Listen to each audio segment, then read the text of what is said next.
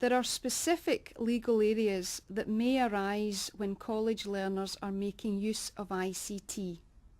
We're now going to hear from Jason Miles-Campbell, the JISC Legal Service Manager, who will provide you with detail on some of these legal issues relevant to safeguarding e-safety and how these might affect the liability of the college in protecting and keeping learners safe. Good afternoon. I'm going to take you in the next 15 minutes or so through the areas of legal liability that impact upon e-safety and safeguarding. I'll start off by saying that legal duties are indeed a minimum, and there are many reasons here why you would want to surpass those minima. For example, there are good pedagogic reasons why you want your learners to feel safe in their learning. You've got the reputation of the institution to consider.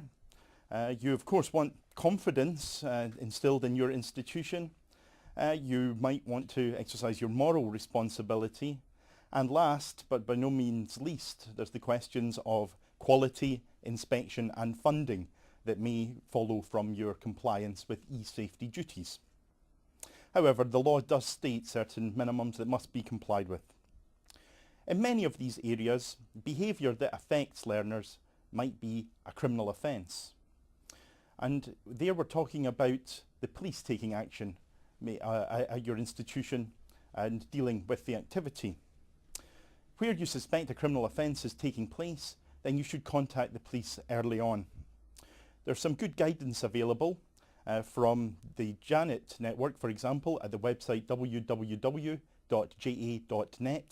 and their fact sheet called Dealing with Computer Crime will give you some indication as to a way forward. In addition, there is a good practice guide for computer-based electronic evidence produced by the Association of Chief Police Officers, ACPO, and that's available online at the ACPO website www.acpo.police.uk. As well as the legal duties and possible criminal offences, institutions will wish to define what is acceptable use of their facilities and what is subject to disciplinary behaviour at your institution. Okay, going through some particular areas of responsibility then. First of all, I'm going to deal with the general duty of care as it's known in law. This is part of the law of negligence itself, a part of the law of delict in Scotland and tort throughout the rest of the United Kingdom.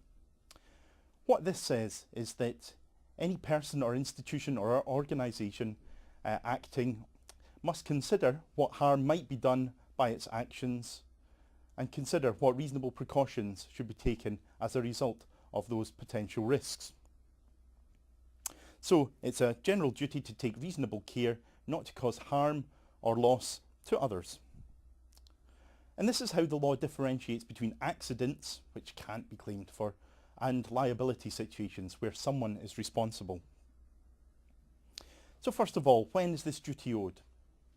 The duty of care is owed where a person or institution should, upon consideration, decide that there is a possibility, a reasonable foreseeability of harm to another if it doesn't take care in what it does. It's a very vague term, reasonable, but it's one that must be considered at each opportunity. And it should be weighed up against the likelihood of loss or damage happening and the seriousness of any potential loss or damage. By weighing up the likelihood and the seriousness, then you come to some sort of judgment as to what precautions should be taken. The duty is met by taking the reasonable precautions that a person would take in those circumstances to avoid the loss. A good example comes from outside the world of further and higher education in terms of cricket to demonstrate this. In quite a famous case in legal circles, Bolton versus Stone, this involved a county cricket club. And the question was about balls exiting the cricket ground and potentially hitting people round about. Now the cricket club, thinking about potential danger, could see that if someone hit a six outside the boundary, then someone could be injured or property could be damaged beyond its boundary. So seeing this, it recognised that the cricket pitch was surrounded by an embankment and they put a particular height of fence on top of the embankment.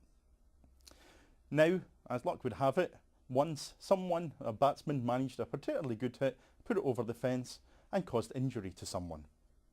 The question was, were they liable? Well, we know there was a duty of care because they could foresee damage had they met the reasonable precautions.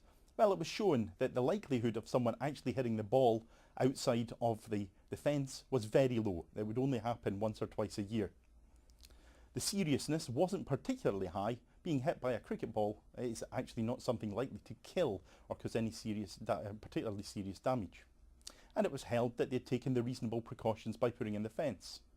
Okay, not much consolation to the passerby that's hit by the cricket ball, but that was held to be an accident rather than something for which there was liability. The situation might have been different if the cricket club had in fact been a territorial army training ground and they were having grenade practice, for example. So again, the seriousness of something happening has to be taken into account.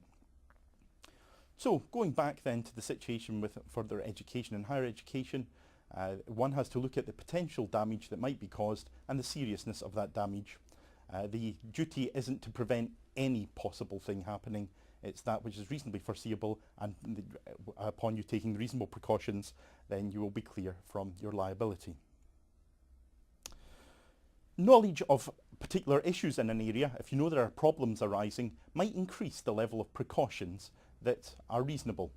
For example, if you know that there is some culture of harassment or nastiness growing, or if a discussion list is being used for things which are unsavoury, then it's time to take action. The reasonable precautions at that point that a person would take are higher than if you suspect there's nothing going on.